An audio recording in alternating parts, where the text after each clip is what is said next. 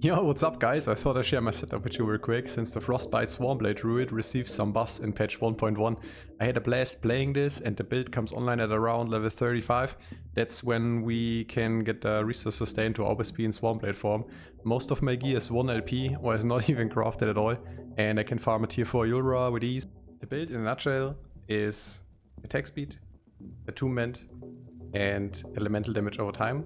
Those are the three most important stats. The more attack speed I have, the faster I can apply Frostbite stacks. That's the main damage source.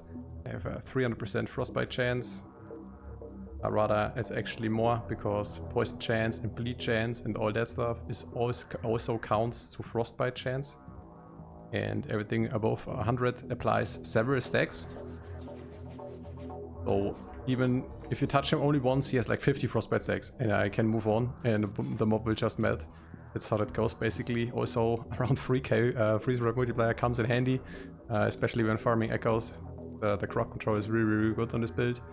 Other than that, I'm crit capped thanks to the blessing, and I'm almost all resist. It's really difficult for me on Merchant's Guild and Trade League to cap out on poison resist, because I would need those two idols instead of increased bow effect, 30 poison res, 30 here, and then I would sit at exactly 75%. How to scale up the damage even more, especially against bosses. Throne of Ambition. This ramps up the damage real bad. And I'm using Humming Bee. This basically does the same, somewhat works similar than the idol. So those two items in combination are really strong. The chest pieces here for plus skills.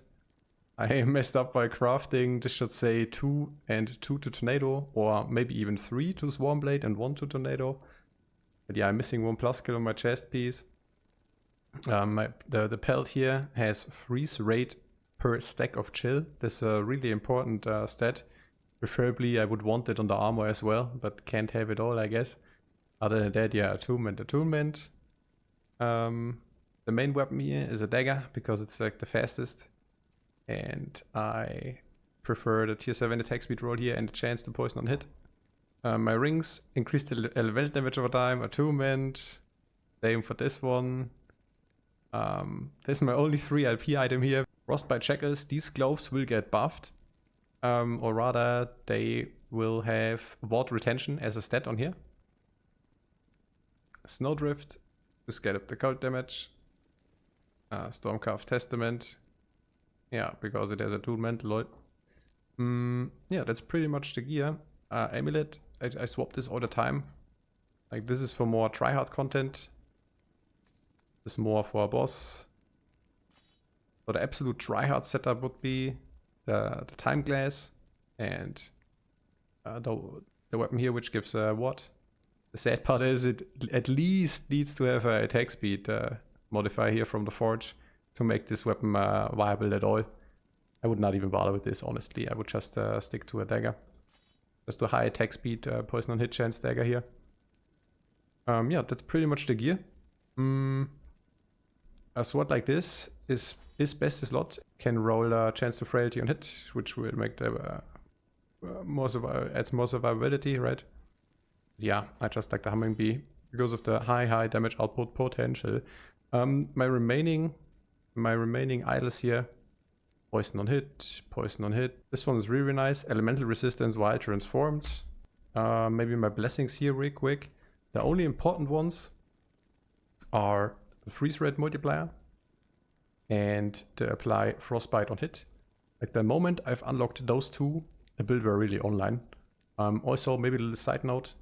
Of course, this is level 99 character, but the build was online at around level 30 to 40, and then I was able to sustain the Swarmblade form all the time, right? Because if I run out of rage, I will transform back to human. And there's a passive here, which gives rage on crit, and with around level 30, 40, I had this. Yeah, maybe let's talk about the passives here. Yeah, of course it's a druid, because of the nice just 20% flat HP, really strong.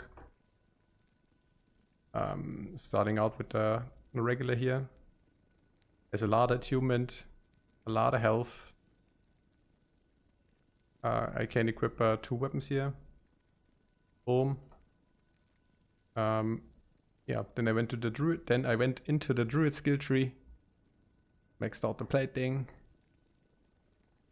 Maxed out this because of the attunement. Like there's so much damage. Look at this here, river spirits. I even maxed this out. Yeah, more attunement, more attunement, more attunement. In the Beastmaster tree here. This is where the defense comes from because of the aspect of the boar. Of course I will attach a planner so you can take your time and look at every single node if you wanted to. Yeah, that's pretty much the passive skill tree in a nutshell. Scale up attunement, gain more tankiness from aspect of the boar, and I have my remaining points into Germanic Infusion.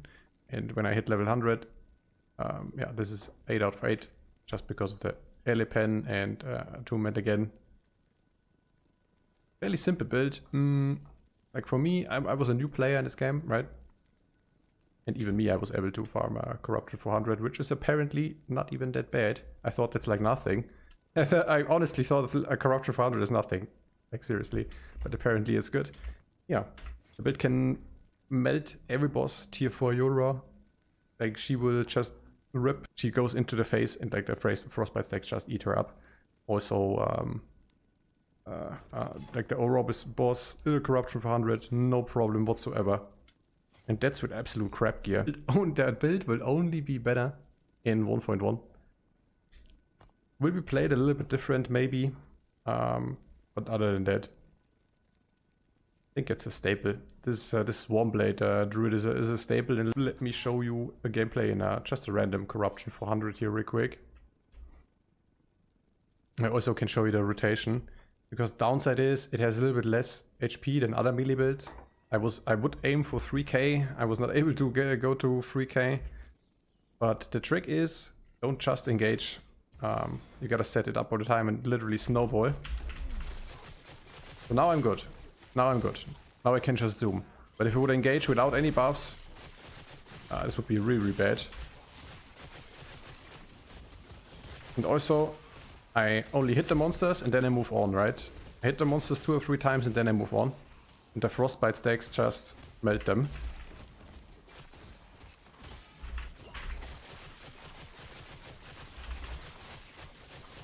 The crit strike avoidance is absolutely necessary.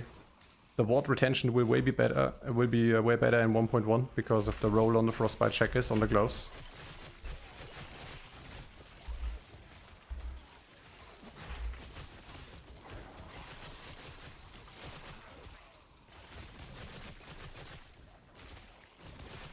It's not the fastest build in the world, but it's more a bossing setup as well, to be honest with you.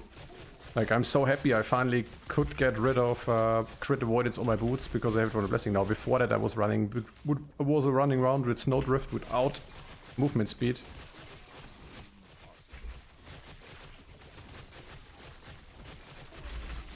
Always try to keep up the Locust.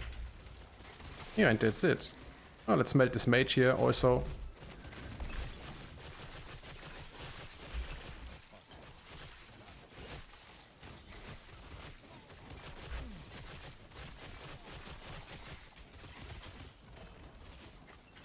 Really nice build, really zoomy when you get the right item pieces going.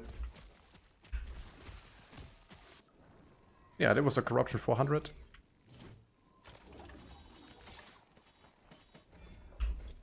I can only recommend this.